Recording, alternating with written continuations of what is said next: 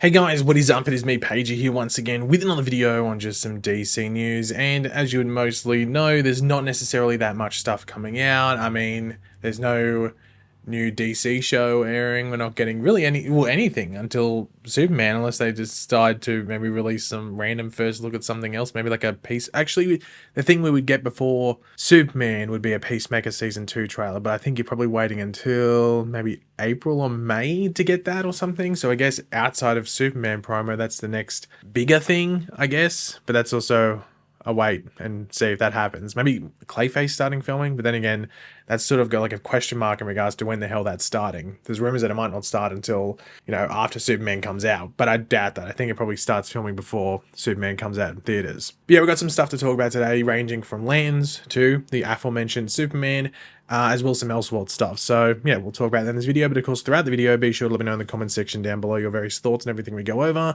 Always curious to hear what you guys are thinking, and of course, if you're going to enjoy the video, drop a like. Takes 2 seconds. So the first thing to talk about is that Porna Jagannathan, who was playing the character, or the for now called the character or named character of Zoe in HBO's Lanterns. That name could change.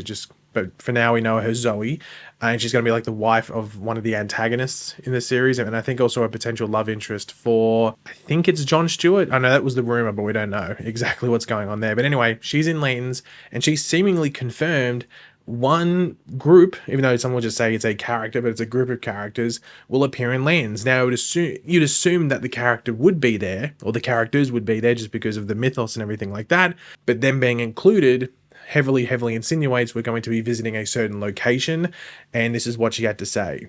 We have all the characters we know and love. The Lanterns, the Guardians, Sinestro, and that world is still intact, and everyone is presented as heroes and villains at the same time. Now, in regards to everyone is presented as heroes and villains at the same time, that's obviously a wait and see exactly what that means, whether it's just, maybe there's a bit of like a grey moral thing going around, I'm not too sure, but of course we already knew Sinestro was in the show. That's not a big reveal from her. But, and one thing that hasn't been necessarily 100% confirmed is the state of Sinestro. Like, is he Yellow Lantern Sinestro? Is he still a Green Lantern? Though it's heavily assumed it's a Yellow or Sinestro called Sinestro. But the Guardians. So the Guardians is something that I think is essential to have in there, especially if you have a new Green Lantern in the form of Jon Stewart. Now, we don't necessarily know if, like, we see Jon Stewart in the real time get his ring, or he's recently been accepted into the Green Lantern Corps a few months before, and he's just still very much on the learning rope. So we don't know exactly where we're meeting that character specifically, but we do know that Hal Jordan is quoted or named as a Lantern legend, so he's definitely been around for quite a while. But with the Guardians being involved, it will be very interesting to see how they look, in the show. Do they just get one person to play it and then they just replicate that, or do they all look different? Is it all CGI? It'll be interesting to see. But with the Guardians being included, it means Oa. We're going to Oa, and this once again opens up a door for other characters, because we're going to see most likely other Green Lanterns in that alien environment. So we're going to be seeing all these different crazy looking aliens that are a part of the Green Lantern Corps from across the universe. So this gets me pretty excited, because we've talked about it before, where one of the terms that's being used quite a lot with this show is grounded, and I think even some were saying like realistic, I guess, or as realistic as you can get within, I guess, the DCU, but also with a Green Lantern show, which did worry some people, because it's like, hold on, like Green Lantern's the one where you sort of suspend belief, you just sort of like, you just go and have some fun there. But with the Guardians being included, from what she's saying here, Oa, seeing all these different Green Lanterns, space action, I highly doubt it's the Guardians coming to Earth, so it'd have to be at least one of the Lanterns, but most likely both Jon Stewart and Hal Jordan, going to Oa, seeing the Guardians, and seeing all those other characters there as well. So that gets me pretty damn excited, and just makes me very curious how much they used. That can just be in like half an episode, or even just one scene in the entire show, and I think that's fine. I would just like to explore Oa a bit, maybe see some of those other lands as well, once we're off to see the Guardians at the same time. So yeah, that gets me really excited now. So, because that was one of my worries, but the inclusion of Sinestro sort of dimmed those worries, whenever that news came out, a couple of weeks ago, whenever it was. So I'm not shocked we're getting the Guardians, but I'm very happy to get this confirmation here. But the next thing to talk about is some rumored emphasis on the word rumored details of a recent Superman test screen. Now, the issue with this is that you get one day getting apparently these details from test screening where it went like really bad. You know, no one really liked it. They had all these issues. They thought the movie was corny or crap or whatever it is. And then next day you get this thing saying it's the best DC movie ever. You always take these with a grain of salt, but it's always interesting to read over them and just see what people are saying. So this is coming from DC_da_depresso. I don't know. I think I'm not too sure if it's English speaking, I'm not too sure, but that's apparently the source. But the first thing is the tone is close to Wonder Woman, the first Wonder Woman movie from 2017, as well as, it just says Guardians of the Galaxy. I don't know if that means as a whole or just specifically the first movie. I'm going to assume just the first movie because I think they'd say Guardians of the Galaxy trilogy. But anyway, in regards to the tone, I mean, they're different tones. So maybe it's like, it's close to a blend of those, which is interesting. It also says surprise villains.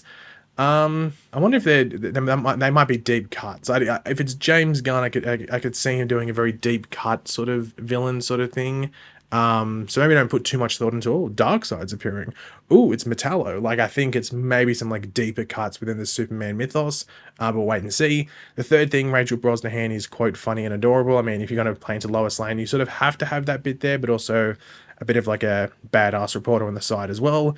The second last thing is Nicholas Hoult is great. Obviously, he's playing Lex Luthor. He's like the one thing where I'm like, I think you're probably going to get probably the most reliable performance going into it. Not necessarily he is the best performance in the film, but going into it, you'd expect him to have the best performance, just on like a prediction basis, if you know what I mean, just because he's very reliable. So he's, Lex Luthor's not an easy one to nail. So there'd be a bit of pressure there. So it'll be very interesting to see how that goes, but I have faith there. And the next thing is refined VFX/CGI. I think might be based off like how certain shots looked in the trailer, because the trailer looked good for it, but then there was certain shots like Hawkgirl flying, which didn't look great. I think there was a couple of shots where Superman didn't look 100% finished. And I think what was the other one? There was another one which people were pointing out. Was it the one with fire? I can't remember. There was people pointing at that. So that might be what's that reference point is. It's like, hey, we saw this stuff in the trailer, looked a bit in the actual screening, it looked much better. So, I mean, you expect that because now it's 2 months on from that trailer coming out. So you'd sort of expect that. But yeah, like, as I said before, you always take these, screening details with a grain of salt because you never know what's true or what's being spun to make certain things look good. But I mean, based off everything I've seen from Superman and stuff, I think it's going to be a pretty solid movie. Don't necessarily think it's going to be amazing based off what we've seen, but nothing worries me at the same time. So I like to lean to this sounding more reliable than the one saying, oh, it's a mess, it's going to have all these reshoots. I don't really believe that. But speaking of Superman, they're the topic of the second last thing, and it's about this, like, the copyright lawsuit that's being put in place. Now, of course, we know this pretty much comes up anytime there's a movie that focuses in on Superman specifically, like Superman's the main character. I don't know if from memory if Batman v Superman had this issue, but Man of Steel did back in 2013. So this is from, I think, Variety or something, but it's just a general thing. They said Warner Brothers Discovery and DC Comics have moved to throw out a lawsuit over the copyrights to Superman in foreign territories, arguing the issue has already been exhaustively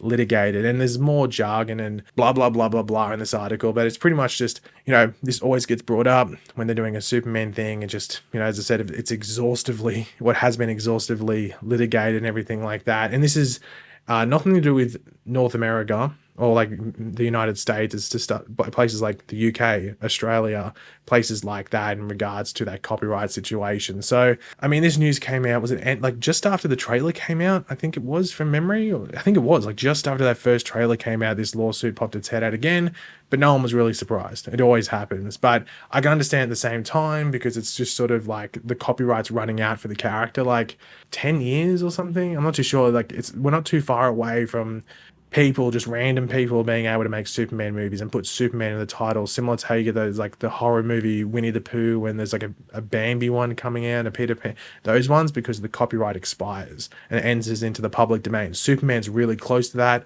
Batman's like, a year or two after that, with the Joker. Like, there's going to be like Joker horror movies in like 10 years that anyone can make. I could make it and not get sued and release it, So they're just trying to get, I guess, as much sort of control that's left for the the remaining period of time. And the final thing to talk about is Gunn talking about Elseworlds projects and confirming a bunch of different projects that were recently announced are Elseworld. And he mainly referred to Starfire, which is a new animated show. Of course, there's also going to be that what's it, Superpowers, DC Superpowers show, and also the My Adventures with Greenland, but we already knew that was Elseworlds because it's in this same universe as the My Adventures with Superman show. But Starfire specifically will be Elseworld, with Gunn saying, as are most of our family animated shows. And the thing is that no one should really be surprised by this, because they're obviously going to go with certain little aspects where maybe some feel like an Adventure Time, some feel like a Teen Titans Go, some even maybe skew younger, like maybe like a, I don't know if that Superpowers show will, but something might lean into like that DC Superhero Girls or Superhero High Girls or whatever that show was, things like that. So I don't think anyone should be really surprised that these animated shows are Elseworlds, but at the same time, people would go, well, hold on, Creature Commandos was animated, and that's canon, but also that's, you know, mature content. That's like R-rated cartoons. So, I mean, there's a bit of a difference there. I think the most interesting thing will be if they announce any live action stuff that's confirmed to be Elseworld, because of course we have the Matthew Reeves Batman stuff, which of course had the Penguin, but there's nothing else coming out that's a show that is confirmed Elseworlds. That would be very interesting. And if they maybe put it on a younger skew, like put on the streaming thing, but skewed it younger, but it's live action, that would be very interesting. And I think there might be plans for that, but also usually people have to come and pitch it and everything like that. So that'd be interesting. I don't know if that would ever happen because it's a bit more expensive, of course, especially if you're skewing for younger. I don't know if they'd go down that route, but it's, you know, it's something to think about, I guess. But yeah, guys, thanks for watching. Hopefully you enjoyed the video. If it'd be awesome if you could drop a like on to show support. Let me know in the comment section down below your various opinions on everything we went over. And of course, if you are new to the channel, make sure to subscribe, and I will catch you guys later. Goodbye.